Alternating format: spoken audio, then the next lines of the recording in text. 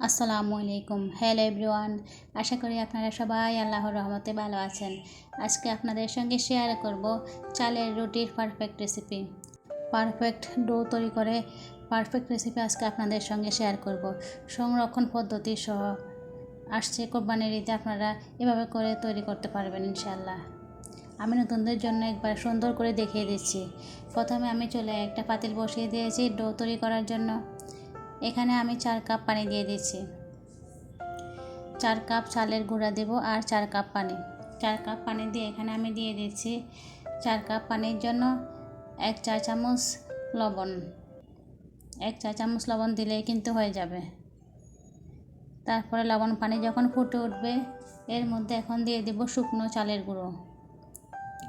অবশ্যই কিন্তু শুকনো চালের গুঁড়ো দিতে হবে। এটা হচ্ছে শুকনো চালের গুঁড়ো। আমি যে কাপে 4 কাপ দিয়েছি সেই কাপে এখানে 4 কাপ চালের গুঁড়ো আছে।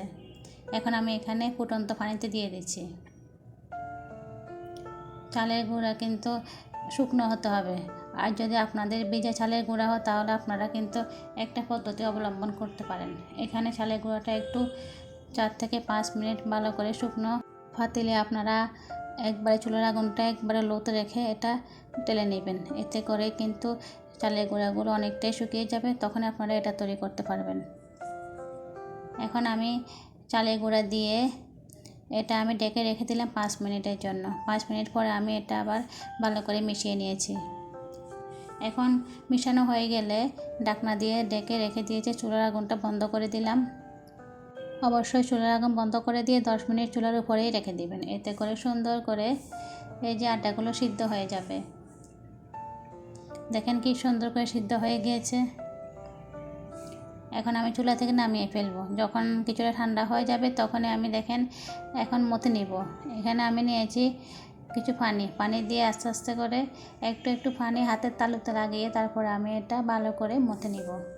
ভালো করে মথে নেওয়া হয়ে গিয়েছে। এখন একটা পারফেক্ট ডো তৈরি হয়ে গেল।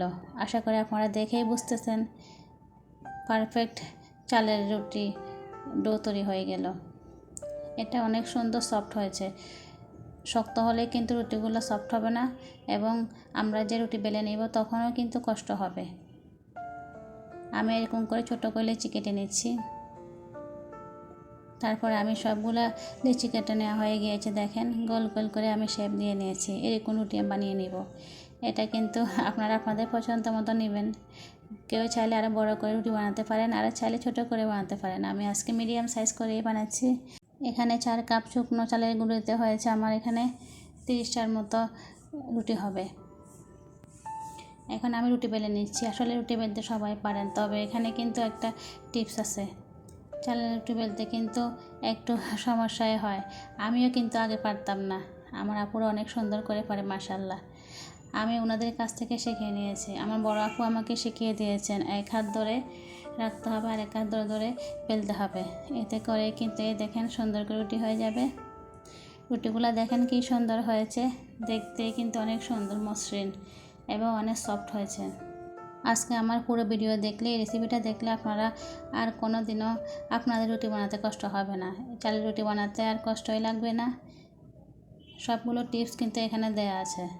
একটা পারফেক্ট ডো তৈরি করে পারফেক্ট চালের রুটি তৈরি করার একটা রেসিপি আজকে আমি আপনাদের সঙ্গে শেয়ার করলাম। দেখেন কি সুন্দর রুটিগুলো হয়ে যাচ্ছে, তবে কিন্তু আমার রুটিগুলো পুরোপুরি গোল হচ্ছে না, এই জন্য আমি আন্তরিকভাবে দুঃখিত। আপনারা হয়তো বা অনেক সুন্দর করে বানাতে পারেন গোল করে। আপনারা কেউ কিছু মনে করবেন না প্লিজ। দেখেন রুটিগুলো কিন্তু অনেক মসৃণ হয়েছে, সুন্দর হয়েছে। সবগুলো রুটি আমি বানিয়ে ফেললাম। এখন চলে এলাম চুলায়। আমি একটা তাওয়া বসিয়ে দিয়েছি। এখন এটা আমি 30 সেকেন্ড উল্টে পাল্টে একটু ভেজে নিব। জাস্ট আমরা যে কাঁচা ভাবটা আছে রুটির মধ্যে ওইটা শুধু দূর করে নিব। 15 সেকেন্ড এই ফিট আর 15 সেকেন্ড ওই ফিট, 2 ফিট মিলে আমরা এখানে 30 সেকেন্ড পর্যন্ত রুটিটা আমরা ছেঁকে নিব, তারপর রেখে দিব।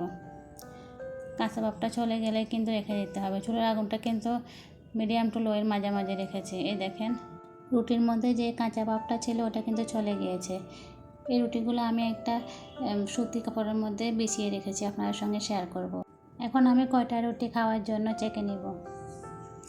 আমি আজকে গরুর মাংস রান্না করেছি, সেই জন্য এই রুটিগুলা কয়টা আমি ছেঁকে নিচ্ছি, আরগুলো আমি সংরক্ষণ করে রেখে দেব।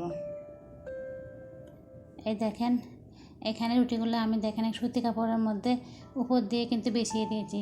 একটা সুতি কাপড় আমি আমার ডাইনিং টেবিলে রেখে তারপরে উপর দিয়ে দেখেন রুটিগুলো আমি ছড়াই ছিটিয়ে দিলাম।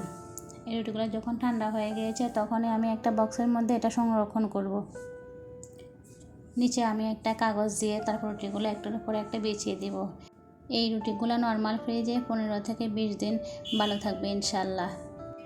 আপনারা দেরি না করে এখন রুটিগুলো এরকম করে বানিয়ে সামান্য একটু কাঁচা ভাব দূর করে রুটিগুলো একটা বক্সে করে রেখে দেন নর্মাল ফ্রিজে, ইনশাল্লাহ 15 থেকে 20 দিন ভালো থাকবে। এতে করে কিন্তু কুরবানির সময় অনেক খাটাখাটনি হয়, তাই না? অনেক কষ্ট লাগে রুটি বানাতে। এমনিতে কুরবানি ঈদ কিন্তু কাজের চাপ বেশি, সেই জন্য আগে থেকে এরকম করে রুটি বানিয়ে আপনারা একটা বক্সে ঢুকিয়ে নর্মাল ফ্রিজে সংরক্ষণ করে রাখুন। দেখবেন শুধু খাওয়ার সময় একটু নামিয়ে বাস সেঁকে নেবেন, এতে কিন্তু একবারে পারফেক্ট রুটি হয়ে যাবে। এখানে আমি কয়টা রুটি ছেঁকে নিয়েছি। আমার ছোটো মেয়ে আর বড়ো মেয়ে দুজনে এখানে নাস্তা করতেছে। আমি গরুর মাংস রান্না করেছিলাম, ওদেরকে বলেছি নাস্তা করে নাও। আমার ছোটো মেয়ে চালের রুটি অনেক পছন্দ করে, সচরাচর কিন্তু চালের রুটি বানানোই হয় না, তাই না? আজকে বানিয়েছি, এই জন্য ওকে বলেছি তুমি নাস্তা করে নাও। আমার ছোটো মেয়ে খাচ্ছে, তারপরে আমার বড়ো মেয়ে খাবে। আশা করি আজকে আমার রেসিপিটা আপনাদের অনেক ভালো লেগেছে। আর দেরি না করে কোরবানি ঈদে এরকম করে পারফেক্ট রুটি তৈরি করতে পারেন আপনারাও ইনশাল্লাহ, এবং কি চাইলে আপনারা আগে থেকে সংরক্ষণ করতে পারেন। আমার ভিডিওটা আপনাদের যদি কোথাও কোনো একটা কিছু ভালো লেগে থাকে এবং আপনাদের যদি একটু উপকারে এসে থাকে তাহলে প্লিজ একটা লাইক দিয়ে দেবেন। আল্লাহ হাফেজ, আসসালামু আলাইকুম।